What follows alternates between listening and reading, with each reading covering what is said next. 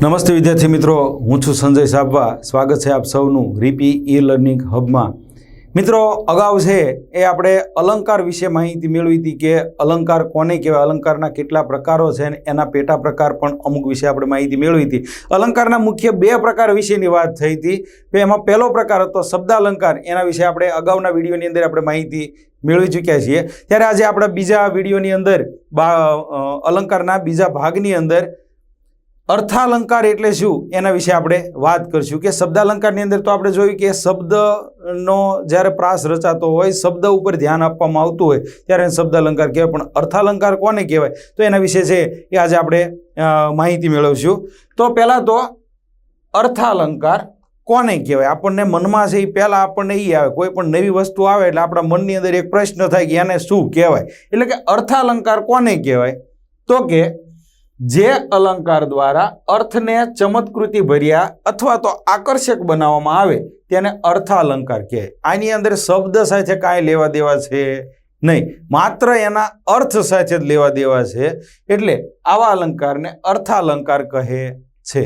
હવે જુઓ, આની અંદર અમુક બાબત છે એ આપણે ધ્યાનમાં રાખવાની છે। આની અંદર ઉપમેય, ઉપમાન, આ બધી જ બાબત છે એ આપણે ખાસ ધ્યાનમાં રાખવી જરૂરી છે, તો જ આપણે અલંકાર વિશે આપણે માહિતી, અર્થાલંકાર વિશે માહિતી તો જ આપણે મેળવી શકીએ। તો એમાં પહેલાં ધ્યાનમાં રાખવાની બાબત છે, ઉદાહરણ તરીકે એક આપણે ઉદાહરણ અહીં લીધું છે કે રાધાનું મુખ ચંદ્ર જેવું સુંદર છે, આવું એક પંક્તિ હોય, એક લીટી આપેલી હોય, તો એમાં રાધાનું મુખ છે એને શું કહેવાય તો કે એને ઉપમેય કહેવાય। રાધાનું મુખ છે એ ઉપમેય કહેવાય, ચંદ્ર છે એને ઉપમાન કહેવાય, જેવું છે એ ઉપમાવાચક પદ છે અને સુંદર છે એ સાધારણ ધર્મ છે। પણ ટૂંકમાં આપણે યાદ રાખવાનું છે કે ઉપમેય કોને કહેવાય ને ઉપમાન કોને કહેવાય, ઉપમેય કોને કહેવાય અને ઉપમાન કોને કહેવાય એ ખાસ યાદ રાખવાનું છે। જેમ કે આપણે જોઈએ કે ઉપમેય કોને કહેવાય તો કે જે વસ્તુ, પદાર્થ કે પ્રાણીને સરખાવવામાં આવ્યો હોય તે મૂળ વસ્તુ। ઉપમેય કોને કહેવાય કે જે મૂળ વસ્તુ વાક્યની અંદર રહેલી છે એને બીજા સાથે સરખાવવામાં આવ્યો હોય છે, પણ જે સરખાવવામાં આવ્યો છે એ કયો શબ્દ છે કે જેને બીજા સાથે સરખાવવામાં આવ્યો, એવો મૂળ શબ્દ। એટલે કે આપણે જોયું કે રાધાનું મુખ, આપણે અગાઉ જોયું કે આ જે રાધાનું મુખ છે આને શું કહેવાય તો કે ઉપમેય કહેવાય। ત્યાર પછી જુઓ કે ઉપમાન કોને કહેવાય તો કે ઉપમેયને જેની સાથે સરખાવવામાં આવે તે મૂળ વસ્તુ, પદાર્થ કે પ્રાણી કંઈ પણ હોય એને શું કહેવાય તો કે ઉપમાન કહે છે। હવે આમાં આપણે વાક્ય જે જોયું એની અંદર કયું હતું તો કે આમાં ઉપમાન હતું ચંદ્ર, આ રાધાના મુખને ચંદ્ર સાથે સરખાવ્યું, એટલે કે જેની સાથે સરખાવ્યું એને શું કહેવાય ઉપમાન કહેવાય। તો અહીંયાથી આપણે ચંદ્ર છે એ શું બને ઉપમાન બને છે। ત્યાર પછી જોઈએ કે ઉપમાવાચક પદ એ કોને કહેવાય તો કે ઉપમેયની સરખામણી કરતી વખતે સમ, સમાન, તુલ્ય, જેવું, શું, સમોવડું આવા કંઈ પણ શબ્દો જ્યારે વાપરેલા હોય ત્યારે એને શું કહેવાય તો કે ઉપમાવાચક પદ કહેવાય। એક ઉપમેયને ઉપમાન સાથે સરખાવવામાં જેને પણ મદદ કરી હોય એને ઉપમાવાચક પદ છે એ આપણે કહેતા હોઈએ છીએ। જેમ કે આ જેવું છે, રાધાનું મુખ ચંદ્ર જેવું, પણ એને ચંદ્ર, રાધાના મુખને ચંદ્રને એકાબીજા સાથે સરખાવવામાં કોને મદદ કરી તો કે જેવું એ કરી, એટલે એને કહેવાય ઉપમાવાચક પદ। ત્યાર પછી સાધારણ ધર્મ કોને કહેવાય તો કે જે વસ્તુ, પદાર્થ કે પ્રાણી વચ્ચેના સામાન્ય ગુણને સાધારણ ધર્મ કહેવાય। કોઈ પણ આવો સામાન્ય ગુણ એકાદો રહેલો હોય, કંઈક કોઈના ગુણની અંદર વધારો કરતો હોય અથવા કંઈક સારો ગુણ દર્શાવતો હોય એને સાધારણ ધર્મ કહેવાય। જેમ કે આપણે ઓલામાં જોયું કે એમાં સુંદર છે એ સાધારણ ધર્મ છે, તો આમાં પણ આપણે જોઈ શકીએ કે સુંદરતા છે એ આપણે ઉદાહરણ જોયું એમાં સાધારણ ધર્મ હતો।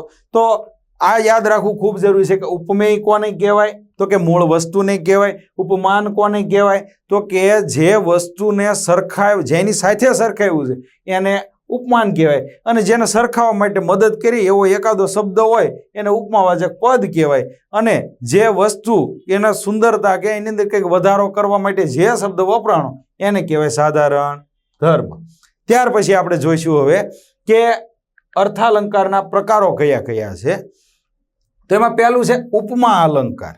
ઉપમા અલંકાર કોને કહેવાય તો કે ઉપમેયને ઉપમાન સાથે સરખાવવામાં આવે ત્યારે તેને ઉપમા અલંકાર કહે છે. ઉપમેયને ઉપમાન સાથે જ્યારે સરખાવવામાં આવે ત્યારે એને ઉપમા અલંકાર કહેવાય. પણ આમાં આપણને એ વસ્તુની ખબર હોવી જોઈએ કે આમાં ઉપમેય કયું છે ને ઉપમાન કયું છે. બરોબર? ઉપમેયને ઉપમાન સાથે સરખાવવામાં આવે ત્યારે તેને ઉપમા અલંકાર કહે છે. પણ આની અંદર એક વસ્તુ છે કે આની અંદર કેવા કેવા શબ્દો વપરાણા હોય તો કે જેમ, સરખા, જેવા, સમૂહ, પેઠે, સમોવડું, સમોવડી, જેવો, જેવી, જેવું, છી, શું, સો, શા, સમી વગેરે આવા કોઈ પણ અઢળક શબ્દો હોય એવા કોઈ પણ શબ્દો છે એ આને વપરાણા હોય ઉપમેયને ઉપમાનને જોડવા માટે જે વપરાણા હોય એકાબીજીની ઉપમા માટે ઉપમા આપવા માટે જ્યારે વપરાણા હોય ત્યારે એને ઉપમા અલંકાર કહે છે. ઉદાહરણ આપણે જોઈએ તો કે મારા દીકરાને રેસના ઘોડાની જેમ દોડાવે છે. જો મારા દીકરાને રેસના ઘોડાની જેમ, બરોબર? તો અહીંયા છે એ દીકરાની વાત છે અને રેસના ઘોડાની પણ વાત છે. બરોબર? તો એ બેયની સરખામણી કરી, ઉપમેયને ઉપમાન સાથે સરખાવવામાં આવ્યું છે. આ ઉપમેય છે અને ઉપમાન છે. મારો દીકરો છે એ આ ઉપમેય છે અને રેસનો ઘોડો છે એ ઉપમાન છે. બેયને છે એકાબીજી સાથે સરખાવવામાં આવ્યું, ઉપમેયને ઉપમાન સાથે સરખાવવામાં જેમ છે એ શબ્દનો ઉપયોગ થયો છે. ત્યારે ઉપમેયને ઉપમાન સાથે જ્યારે સરખાવવામાં આવે ત્યારે એને ઉપમા અલંકાર કહે છે. તો અહીંયા દીકરાને રેસના ઘોડાની ઉપમા આપી છે કે જેમ રેસનો ઘોડો જેમ દોડતો હોય એવી રીતે મારા દીકરાને પણ એ ભણાવવા માટે થઈને એટલા બધો એની ખોટી રીતે એને દોડાવે છે એ વાત છે એ આમાં કહેવામાં આવેલી છે. રેસનો ઘોડો પાઠ જે છે એનું જ આ વાક્ય લેવામાં આવેલું છે. બીજું કે બોરસ્યું આંસુ એક એક બાને નેત્ર ઠર્યું. તો અહીંયા બોરસ્યું શું એટલે જેવું, બોર જેવું આંસુ એક એક બાને નેત્ર ઠર્યું. તો અહીંયા આંસુ છે એ શું છે તો કે આ ઉપમેય છે અને બોર છે એ શું છે તો કે ઉપમાન છે. ઉપમેયને ઉપમાન સાથે સરખાવવામાં આવ્યું એટલે ઉપમા અલંકાર બને છે. અને શું શબ્દ દ્વારા બંનેની સરખામણી છે એ કરવામાં આવી. ત્યાર પછી ત્રીજું જોઈએ કે આવી કંચન સરખી કાયા એક જ દિવસમાં કરમાઈ જશે. તો આની અંદર શું કહે છે તો કે આવી કંચન સરખી કાયા એક જ દિવસમાં કરમાઈ જશે. તો અહીંયા સરખી, આ સરખામણી કરવા માટે આ શબ્દ વાપર્યો છે. તો અહીંયા કાયા છે એ ઉપમેય છે અને કંચન એટલે કે સોનું થાય તો એ છે ઉપમાન. બરોબર? આ બંનેની સરખામણી કરવામાં આવી માટે બનશે ઉપમા અલંકાર. ત્યાર પછી નંબર 2 જોઈએ કે રૂપક અલંકાર. રૂપક અલંકાર કોને કહેવાય તો કે એમાં એકરૂપતાનો, પહેલી વાત તો એ છે કે બેમાં એકરૂપતાનો ભાવ હોય. જ્યારે બે વસ્તુ, પદાર્થ કે વ્યક્તિની તુલના કરતી વખતે ઉપમેય અને ઉપમાન બંને એક જ હોય કે એકરૂપ હોય, બે એકરૂપ હોય એ રીતે નિરૂપવામાં આવે ત્યારે રૂપક અલંકાર બને. ઉપમેય અને ઉપમાન જાણે બે એક જ રૂપ હોય, જાણે બે એક જ હરખા હોય એવું લાગે ત્યારે સમજવાનું કે રૂપક અલંકાર છે. બપોર એક મોટું શિકારી કૂતર્યું છે. બરોબર? અહીંયા એક બપોર શબ્દ છે અને અહીં શિકારી કૂતર્યું છે. હવે બપોર છે એ શું થાય તો કે ઉપમેય છે, શિકારી કૂતરું શું છે તો કે ઉપમાન છે. પણ શું કીધું કે એક બપોર એક મોટું શિકારી કૂતરું છે, આ બે જાણે એક જ છે ને એવી વાત આની અંદર કરવામાં આવેલી છે. બરોબર? બે જાણે એકરૂપ હોય, બે જો એકરૂપ હોય એવી વાત કરી કે બપોર અને શિકારી કૂતરું જાણે બે એક જ હોય એવી વાત છે. કઈ રીતે તો કે બપોર છે એનો તડકો બહુ ભયંકર હોય, બપોરે તડકો બહુ વધારે લાગતો હોય, ઉનાળાની બપોર હોય તો એ કેવો તડકો લાગતો હોય. જેમ કે શિકારી કૂતરું છે એ પણ આવું જ આપણને લાગતું હોય. શિકારી કૂતરું ખબર પડે કે શિકારી કૂતરું આવે છે અને જે વ્યક્તિની હાલત થાય ને એને જે ટૂંકમાં દુઃખ લાગે અથવા શિકારી કૂતરું કરડ્યું હોય અને જે તકલીફ થાય એવી જ તકલીફ બપોરે પણ થતી હોય તડકામાં. અને શિકારી કૂતર બંનેને એકરૂપ દર્શાવવામાં આવેલા. ત્યાર પછી બીજું જોઈએ તો કે સંસાર સાગર તરવો મુશ્કેલ છે. તો કે અહીંયા સંસાર છે એ ઉપમેય છે, સાગર છે એ ઉપમાન છે. એ તરવો મુશ્કેલ છે. સંસારની અંદર જીવન જીવવું એ પણ એક અઘરી વસ્તુ છે અને સાગર છે એ આખો સાગર તો બહુ વિશાળ હોય છે, તો સાગર તરવો એ પણ મુશ્કેલ છે. એવી જ રીતે આની અંદર કહેવામાં આવ્યું છે કે સંસાર પણ બહુ વિશાળ છે, એની અંદર સુખ અને દુઃખ એ તો બધું આવ્યા જ રાખવાનું, પણ એ બંને વસ્તુ છે એ સરખી છે. જેમ સાગર છે એ બહુ વિશાળ હોય, એને તરવો મુશ્કેલ છે, એવી જ રીતે સંસારની અંદર જો તમારે સ્થિર થઈ અને જીવન જીવવું હોય તો પણ બહુ મુશ્કેલીવાળું છે. એટલે બંને છે આને એકરૂપ જ દર્શાવ્યા છે કે સંસાર અને સાગર એ બે છે એ આપણા માટે મુશ્કેલ જ છે. તો બંનેમાં એકરૂપતાનો ભાવ. ત્યાર પછી નંબર 3 કે માગસર મહિનો અમૃત કાકીનો આરાધ્ય દેવ બની ગયો. માગસર મહિનો અમૃત કાકીનો આરાધ્ય દેવ બની ગયો. તો એક અહીંયા છે માગસર મહિનો. માગસર મહિનો આપણે મહિનાના જે નામ છે એની જ વાત છે કે એક માગસર મહિનો અને અમૃત કાકીનો આરાધ્ય દેવ. આરાધ્ય દેવ એટલે કે જે દેવની આપણે આરાધના કરતા હોય એની વાત છે કે માગસર મહિનો છે એ અમૃત કાકી માટે જાણે ભગવાન હોય એવું બની ગયો. એટલે કહે છે કે માગસર મહિનો અને આરાધ્ય દેવ બે જાણે અમૃત કાકી માટે તો એમ થયું કે બે એના માટે તો એક જ છે, એક રૂપ જ છે.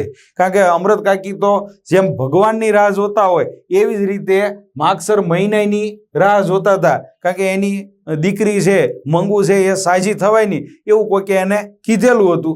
એટલે કહે છે કે માગસર મહિનો છે એ અમૃત કાકીનો જાણે આરાધ્ય દેવ બની ગયો હોય એવું લાગતું હતું. તો આરાધ્ય દેવ અને માગસર મહિનો બંને છે અમૃત કાકી માટે સરખા જ હતા, એટલે બંનેમાં એકરૂપતાનો ભાવ છે, માટે બનશે રૂપક અલંકાર. ત્યાર પછી નંબર 3 જોઈએ કે ઉત્પ્રેક્ષા અલંકાર. ઉત્પ્રેક્ષા અલંકાર કોને કહેવાય? તો કે ઉપમેય જાણે ઉપમાન હોય તેવી સંભાવના કરવામાં આવે ત્યારે ઉત્પ્રેક્ષા અલંકાર બને છે. ઉપમેય છે કે જાણે ઉપમાન હોય એવી સંભાવના છે. યાદ રાખજો કે જ્યારે જ્યારે સંભાવના સૂચક શબ્દ આવે ત્યારે કંઈ પણ વિચાર્યા વગર સીધું જ આપણે કહી શકીએ કે આ ઉત્પ્રેક્ષા અલંકાર છે. કઈ રીતે? આની અંદર કયા કયા શબ્દો હોય? તો કે જાણે, રખે, શકે, શું વગેરે જેવા સંભાવના સૂચક શબ્દો હોય છે. સંભાવના સૂચક શબ્દો હોય છે. આ વસ્તુ ખાસ યાદ રાખજો. ઉદાહરણ આપણે જોઈએ કે એ બાપ દીકરાની જાણે અલગ દુનિયા. તો આ જાણે છે એ સંભાવના છે. એ બાપ દીકરાની અલગ દુનિયા છે પણ એ સંભાવના છે કે જાણે એ બેની આખી અલગ જ દુનિયા થઈ ગઈ હોય એવી અહીંયા સંભાવનાની વાત છે. બે એક જ છે એવું નથી કીધું, પણ એ જાણે એની સંભાવના હોય એવી અહીંયા વાત કરેલી છે. ત્યાર પછી રખે કોઈ જોઈ જશે એ બીકે તે ભાગ્યો. એ કોક જોઈ જશે એટલે એ બીકે એ ભાગ્યો, પણ એ રખે એટલે કદાચ સંભાવના છે, કદાચ કોક જોઈ જશે એવો બીકે એ ભાગ્યો હતો. એટલે આ સંભાવના સૂચક શબ્દ છે એ રખે વાપરેલો છે. જ્યારે સંભાવના સૂચક શબ્દ વપરાણો હોય ત્યારે ઉત્પ્રેક્ષા અલંકાર બને છે. ત્યાર પછી ત્રીજું કે કાળુને પોતાના પહેલા વિચાર જાણે 42 લાગવા માંડ્યા. એને સંભાવના છે કે જાણે ઓલા જે અગાઉ વિચાર કર્યા હતા એ બધા વિચાર જાણે હવે ખોટા લાગવા માંડ્યા. અત્યાર સુધી જે વસ્તુ વિચારતો હતો એ જાણે હવે એને ખોટું લાગવા માંડ્યું હોય એવી એને સંભાવના છે. લાગવા જ માંડ્યા એવું નથી કહેતું. કાળુને પોતાના પહેલા વિચાર 42 લાગવા માંડ્યા એવું નથી કીધું, પણ જાણે સંભાવના છે કે કદાચ એ હું જે અગાઉ વિચારતો, કાળું એવું મનમાં વિચારતો હોય કે હું અગાઉ જે વિચારતો હતો એ કદાચ હું ખોટું વિચારતો હતો. એટલે એવી સંભાવના દર્શાવી છે, માટે બનશે ઉત્પ્રેક્ષા અલંકાર. ત્યાર પછી નંબર 4 જોઈએ અનન્વય અલંકાર. અનન્વય અલંકાર કોને કહેવાય? તો કે ઉપમેયની સરખામણી કરવા યોગ્ય ઉપમાન ન મળે ત્યારે ઉપમેયની સરખામણી ઉપમેય સાથે જ કરવામાં આવે ત્યારે અનન્વય અલંકાર બને. એકદમ હેલામ હેલો જો અલંકાર હોય તો અનન્વય અલંકાર, કે જેની અંદર ઉપમેયની સરખામણી કરવા, એને કંઈક સરખાવવા માટે બીજું કંઈ ન મળે ત્યારે એનું એ જ વસ્તુ છે એ ફરીને મૂકવું પડે ત્યારે અનન્વય અલંકાર બને. જેમ કે માં. હવે માં દુનિયાનો એકમાત્ર એવો શબ્દ છે કે જેની સરખામણી કોઈ સાથે કરી શકાય નહીં. એટલા માટે કીધું છે કે એનું ઉદાહરણ બીજા સાથે આપી જ ન હોય કે માની તોલે તો લગભગ કોઈ આવતું જ નથી, એટલે એની ઉદાહરણ આપવા માટે બીજું કોઈ એવું પાત્ર જ નથી. એટલે અહીં કહે છે કે માં તે માં. ઉપમેય છે એને ઉપમેય સાથે જ સરખાવવું પડે, એને બીજે ઉપમાન છે એક પણ મૂકી શકાય નહીં. તો ત્યારે છે એ અન્વય અલંકાર બને છે કે માં તેમાં બીજા બધા વગડાના વા, માં માત્ર માં હોય છે, બાકી તો બધા વાતુના વડા કરતા વાતું જ કરતા હોય, બાકી માં જેવો પ્રેમ છે એ દુનિયાની કોઈ પણ વ્યક્તિ છે એ ક્યારેય આપી શકતી નથી. એટલે કહે છે કે માં તે માં. અહીંયા ઉપમેયને ઉપમાન સાથે જ ઉપમેયની સરખામણી કરવા જ્યારે ઉપમાન નથી મળ્યું ત્યારે ઉપમેયને ઉપમેયમાં જ મૂકવામાં આવેલું છે. ઉપમેયની સરખામણી ઉપમેય સાથે જ, આ ઉપમેયની સરખામણી પોતાની સાથે કરવામાં આવે ત્યારે અનન્વય અલંકાર બને છે. ત્યાર પછી બીજું ઉદાહરણ જોઈએ કે મનેખ જેવા મનેખ નહીં કપરો કાળ આવ્યો હશે.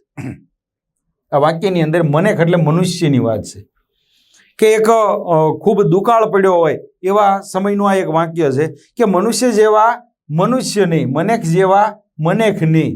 તો અહીંયા બે જગ્યાએ મનુષ્યની વાત છે કે આ સમય એવો આવ્યો છે કે મનુષ્ય જેવા મનુષ્યને જો જીવવું અઘરું થઈ જતું હોય ત્યારે આ પશુ પક્ષી અને પ્રાણીઓ તો બિચારા કઈ રીતે જીવન ટકાવી શકે એ સમયનું આ વાક્ય છે કે મનેખ જેવા મનેખ નહીં. તો અહીંયા પણ મનુષ્ય શબ્દ વાપર્યો ને અહીંયા મનુષ્ય શબ્દ.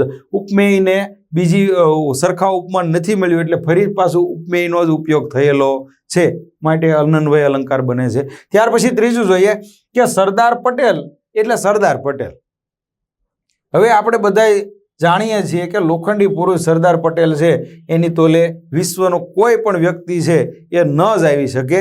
એટલે કહેવાય કે સરદાર પટેલ. તો એને સરખામણી કરવા માટે એવો કોઈ બીજો વ્યક્તિ આપણી પાસે ન હોય ત્યારે આપણે કોને મૂકીએ? તો કે સરદાર પટેલ એટલે સરદાર પટેલ, એની તોલે બીજું કોઈ આવી શકે તેમ નથી. એટલે ઉપમેય જ બંને જગ્યાએ છે, એને સરખાવવા માટે યોગ્ય ઉપમાન આપણને મળતું નથી, ત્યારે એને કેવો અલંકાર કહેવાય? અનન્વય અલંકાર કહેવાય. ત્યાર પછી નંબર 5 શ્લેષ અલંકાર. આપણે એક યમક અલંકાર જોઈ ગયા,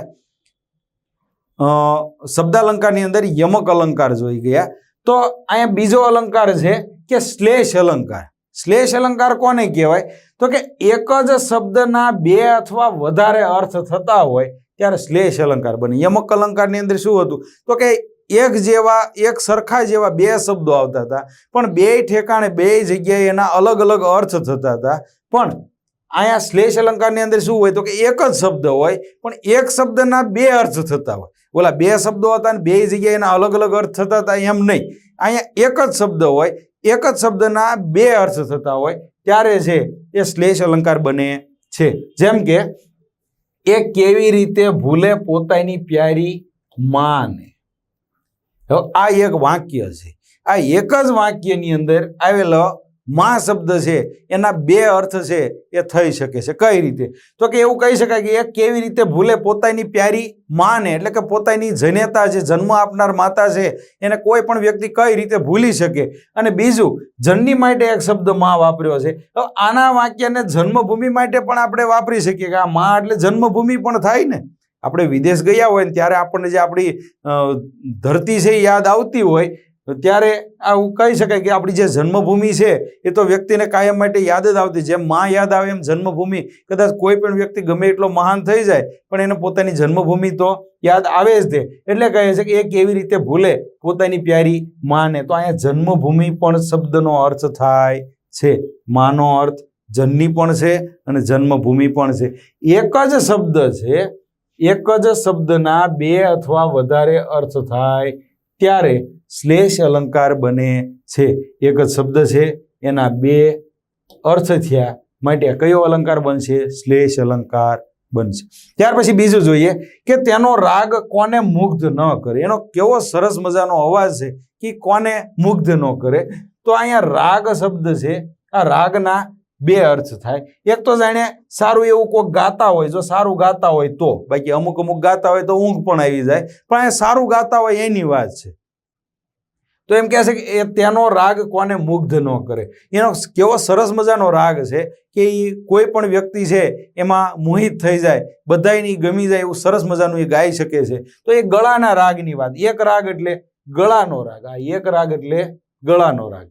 હવે રાગ એટલે બીજો પ્રેમ પણ થાય. હવે કોઈ વ્યક્તિ માટે એવું પણ કહી શકાય કે તેનો પ્રેમ છે એ કોને મુગ્ધ ન કરે. કેટલો બધો પ્રેમાળ વ્યક્તિ છે અથવા કોઈ પણ સ્ત્રી હોય કેટલી બધી પ્રેમાળ છે કે કોને મુગ્ધ ન કરે, કોને પોતાની અંદર મોહિત ન કરે.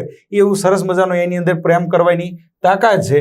તો અહીંયા પ્રેમ માટે, રાગ માટે પ્રેમ પણ બને છે શબ્દ, અને બીજું કે ગળાનો રાગ, આ બંને વસ્તુ છે એ એક જ શબ્દની અંદરથી બને છે, બરોબર. બે જગ્યાએ એના એક જ શબ્દના બે અર્થ પણ થાય છે, માટે શ્લેષ અલંકાર બને છે. ત્યાર પછી દીપક ઓલવાઈ ગયો. હવે દીપક એટલે આપણે સમજીએ કે એક તો જાણીએ દીવો થાય, દીપક એટલે દીવો, દીવો સળગતો હોય અને દીવો છે એ ઓલવાઈ જાય ત્યારે આપણે કહેતા હોઈએ કે દીપક છે એ ઓલવાઈ ગયો, બુઝાઈ ગયો. એના માટે દીપક એટલે એક થાય દીવો. હવે કોઈ છોકરો છે એનું નામ પણ કદાચ દીપક છે, બરોબર. છોકરાનું નામ પણ દીપક આપણે ઘણી બધી જગ્યાએ જોયેલું છે.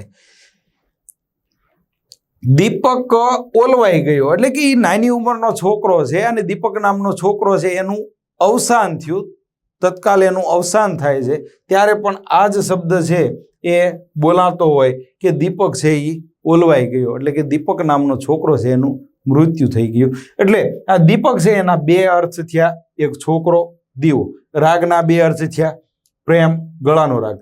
માના બે અર્થ, મા શબ્દના બે અર્થ થયા, એક જનની અને જન્મભૂમિ. તો આવી રીતે એક શબ્દ હોય પણ એના બે કે બેથી વધારે વાર જ્યારે એના અલગ અલગ અર્થો થતા હોય ત્યારે છે એ શ્લેષ અલંકાર બને છે.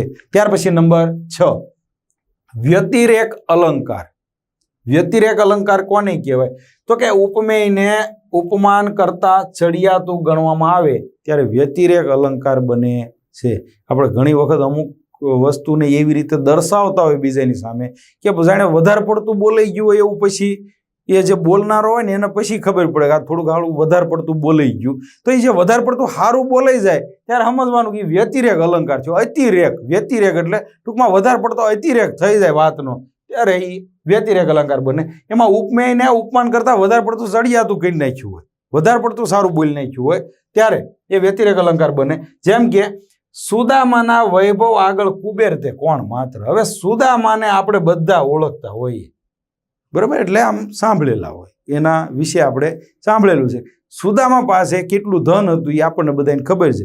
કૃષ્ણ ભગવાન પાસે એમને માગવા માટે જવું પડેલું, એટલે કહે છે કે સુદામાનો વૈભવ, એટલે કે સુદામા એટલા બધા પૈસાવાળા હતા કે કુબેર તે કોણ માત્ર. કુબેર છે એ ધનનો રાજા કહેવાય, કુબેર છે એ ધનનો રાજા કહેવાય.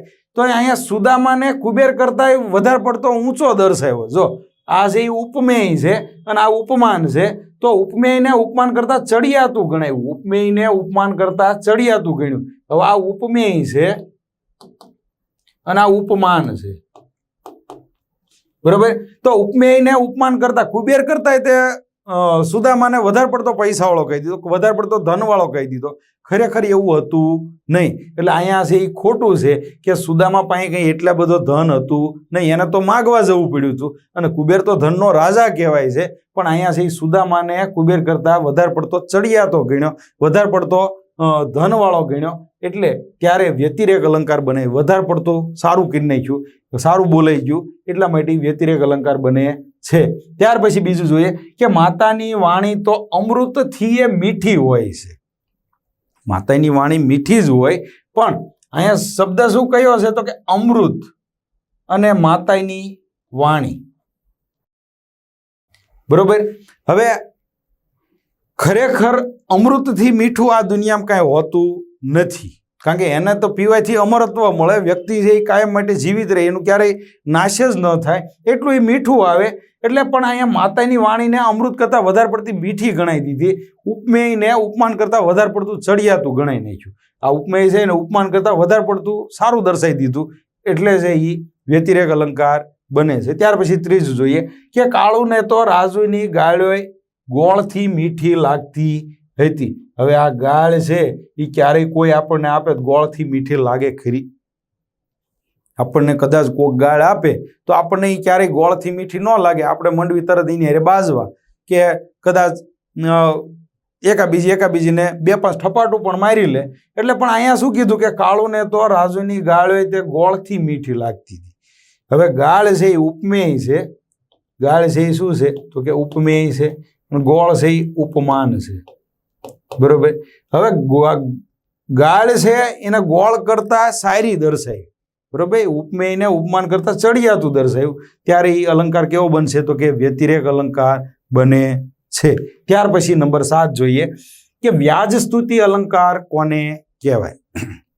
વ્યાજ સ્તુતિ તો કે જ્યારે નિંદા દ્વારા વખાણ, ક્યારેક કોકની આપણે નિંદા કરતા હોય પણ એના ક્યારેક વખાણ થઈ જતા હોય અને ક્યારેક વખાણ દ્વારા નિંદા કરવામાં આવે ત્યારે વ્યાજ સ્તુતિ અલંકાર બને છે.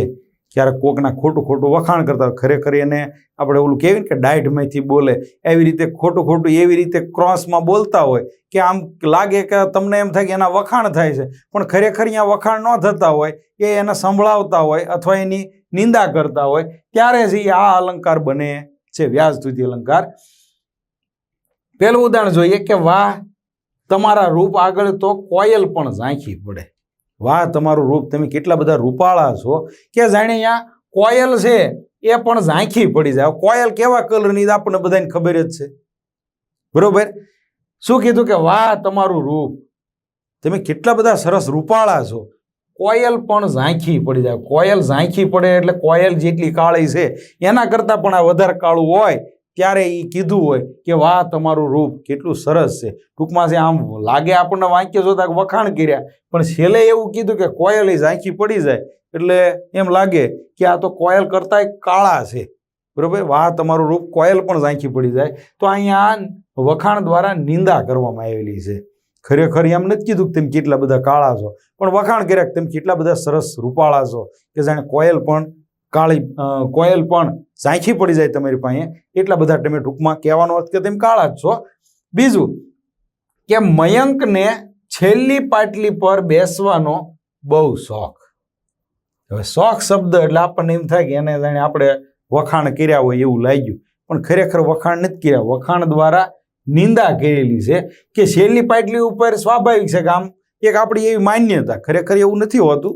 છેલ્લી પાટલી ઉપર બેસવાવાળો વ્યક્તિ હોશિયાર હોય છે, પણ આ તો એક વાક્ય છે, એની વાત છે કે છેલ્લી પાટલી પર બેસવાનો બહુ શોખ. એનો મતલબ કે મયંક અને છેલ્લી પાટલી ઉપર વધારે બેસવાનો શોખ કોને થતો હોય? તો ભણવામાં બહુ જે નબળા હોય એને એમ થાય કે આગળ બેવું, સાહેબ ઘડીક થાય ને આપણને પૂછપૂછ કરે, એ કદાચ છેલ્લે હોય તો બહુ ઉપાયથી હોય છે. એટલે મયંકને છેલ્લી પાટલી પર બેસવાનો બહુ શોખ એટલે જાણે આપણને એમ લાગે કે આમાં વખાણ કર્યા, પણ ખરેખર શું કર્યું કે મયંકને એમ કીધું કે તું ભણવામાં ઠોઠ છો, બરોબર. આના વખાણ દ્વારા જાણે નિંદા કરેલી છે. ત્રીજું જોઈએ કે વાહ તમારી હોશિયારી, એક પણ વિષયમાં પાસ નહીં, તમે કેટલા બધા સરસ હોશિયાર છો એવું કોઈને કીધું હોય કે વાહ તમે કેટલા સરસ મજાના હોશિયાર છો, વાહ તમારી હોશિયારી, આપણને એમ થાય કે આના વખાણ કર્યા, ધરવના વખાણ કર્યા, પણ પછી છેલ્લે કીધું કે એક પણ વિષયમાં પાસ નહીં. ટૂંકમાં તમે નપાસ થયા, તમે હોશિયાર છો ને તમે ઠોઠ છો એવું ન કીધું, પણ એને વ્યાજ સ્તુતિ અલંકારના અર્થમાં કીધું કે વાહ તમે કેટલા સરસ હોશિયાર, એક પણ વિષયમાં પાસ નહીં. તો જ્યારે વખાણ દ્વારા નિંદા અથવા નિંદા દ્વારા વખાણની વાત હોય ત્યારે વ્યાજ સ્તુતિ અલંકાર બને છે. ત્યાર પછી 8 નંબર જોઈએ કે સજીવારોપણ અલંકાર. તો કે નિર્જીવ વસ્તુમાં સજીવનું આરોપણ કરવામાં આવ્યું હોય ત્યારે સજીવારોપણ અલંકાર બને. નિર્જીવ વસ્તુ હોય જે જળ વસ્તુ છે કે જેનામાં જીવ જ નથી અને એ વસ્તુને જાણે સજીવ હોય ને એવી વાત એની ઉપર કરવામાં આવી હોય ત્યારે સજીવારોપણ અલંકાર બને છે. જેમ કે રામને સીતાજી માટે વિલાપ કરતા જોઈને પથ્થરો પણ રડી પડ્યા. હવે પથ્થર છે એ કેવા ગણાય? નિર્જીવ ગણાય, કે રડે નહીં. પણ અહીંયા નિર્જીવ વસ્તુની અંદર સજીવનું છે એ આરોપણ, સજીવ હોય એવો એની ઉપર આરોપ કરવામાં આવ્યો છે, માટે એ કયો અલંકાર બને? સજીવારોપણ અલંકાર. ત્યાર પછી બીજું જોઈએ કે લળી લળીને હેત કરતા વાંસના એ ઝૂંડના ઝૂંડ, લળી લળીને જાણે હેત કરતા હોય, પ્રેમ કરતા હોય એવા વાંસના ઝૂંડના ઝૂંડ, એટલે કે વાંસના જે વૃક્ષો છે એની વાત લેખક છે એની અંદર કરે છે કે જાણે લળી લળીને સામે ચાલીને મને જાણે પ્રેમ કરતા હોય એવા મને વાંસના વૃક્ષો છે એવા મને લાગ્યા. તો અહીંયા છે એ નિર્જીવ વસ્તુ ગણાય, એ જળ છે, વૃક્ષ છે, એ કોઈને સામે ચાલીને કે દોડીને કોઈને પ્રેમ ન કરી શકે કે એના હાવભાવ છે એ વ્યક્ત ન કરી શકે, પણ આ જે જળ વસ્તુ છે કે જે હાલી ચાલી નથી શકતી એને પણ જાણે લળી લળીને હેત કરતા હોય એવા દર્શાવ્યા છે, માટે એ બનશે સજીવારોપણ અલંકાર. ત્યાર પછી ત્રીજું કે માણેકની ચીસ એમની પાછળ પાછળ દોડતી આગળ ચાલી. તો કે ચીસ છે એ કોઈ દોડતી એટલે કે દોડી શકે, ચાલી શકે એવું બને નહીં. ચીસ છે માત્ર આપણને સંભળાતી હોય, પણ અહીંયા દોડતી કીધું છે કે દોડતી વળી પછી આગળ થઈ ગઈ, એટલે અહીંયા નિર્જીવ વસ્તુ ગણાય, એને સજીવ હોય એવી રીતની આખી વાત છે એ પાઠની અંદર કરવામાં આવી છે, ત્યારે એ સજીવારોપણ અલંકાર બને છે. ત્યાર પછી છેલ્લું આપણે જોઈશું કે અતિશયોક્તિ અલંકાર. અતિશયોક્તિ અલંકાર છે એ 9મા ધોરણમાં નવો આવેલો અલંકાર છે, એટલા માટે આપણે 10મામાં પણ ભણતા હોઈએ છીએ. અતિશયોક્તિ અલંકાર ક્યારે બને? તો કે જ્યારે વાસ્તવિકતાની હદ વટાવીને કાર્યકાળનો સંબંધ છે એ ઉલટાવીને અથવા ઉપમેય ઉપમાનમાં સમાઈ જાય. આમાં ઉપમેય ક્યાંય દેખાય નહીં, પણ એ ઉપમાનમાં જ સમાઈ જાય ત્યારે અતિશયોક્તિ અલંકાર બને છે. આમાં ક્યાંય ઉપમેયની વાત છે આખા વાક્યમાં કરવામાં જ ન આવ્યું હોય, માત્ર ઉપમાન દ્વારા જ તમને ઉપમેય સમજાવી દેવામાં આવ્યું હોય, ત્યારે સમજવાનું કે અતિશયોક્તિ અલંકાર છે. જેમ કે સીમમાં આગ ઝરતી હતી અને વૈશાખ મહિનો હતો. સીમની અંદર આગ એટલી બધી ઝરતી હતી કે વૈશાખ મહિનો હતો. એટલે વાક્યની અંદર કીધું નથી, પણ આપણે સમજી જવાનું કે અહીં શેની વાત છે? તો કે તડકાઈની વાત છે કે સીમમાં આગ ઝરે છે અને વૈશાખ મહિનો છે. આ બે હોય એટલે સમજી લેવાનું શું હોય છે? તો કે તડકો છે.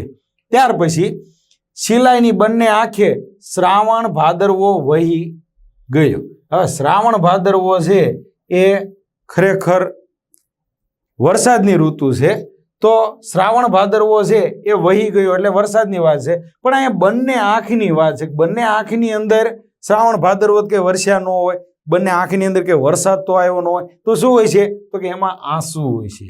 શિલાની બંને આંખની અંદર આંસુની વાત છે, પણ અહીંયા ક્યાંય આંસુ શબ્દ વાપર્યો જ નથી. ઉપમેય ક્યાંય તમને દર્શાવે જ નહીં, માત્ર ઉપમાન જ દર્શાવે ત્યારે અતિશયોક્તિ અલંકાર બને છે. ત્રીજું અને છેલ્લું ઉદાહરણ આપણે જોઈએ કે મહારાજા આભના ચંદ્રને નિરખતા પોતાના ચંદ્રની પ્રતીક્ષા છે એ કરી રહ્યા હતા. મહારાજ આભના આકાશની અંદર જે ચંદ્ર છે એ ચંદ્રને જુએ છે અને જાણે પોતાનો ચંદ્ર એટલે આપણે સ્વાભાવિક આપણે સમજી શકીએ કે વ્યક્તિ આભના ચંદ્રને જોતો હોય અને કોઈને યાદ કરતો હોય, સ્વાભાવિક છે કે એની પત્ની જ હોય, એટલે કે અહીંયા ચંદ્ર એટલે પોતાની પત્નીની વાત કરેલી છે. પણ આપણે સમજવાનું છે અહીંયા ક્યાંય વ્યક્ત કરેલું નથી, આપણે ઉપમેય તો જાતે જ ગોતવાનું છે, ઉપમાન દ્વારા જ ઉપમેયને દર્શાવવામાં આવેલો છે. તો અહીંયા પોતાની પત્નીની વાત છે. તો આવી રીતે જ્યારે ઉપમેય હોય જ નહીં અને ઉપમાન દ્વારા જ્યારે તમારે સમજવાનું હોય ત્યારે ઉપમેય અલંકાર અતિશયોક્તિ અલંકાર છે એ બનતો હોય છે.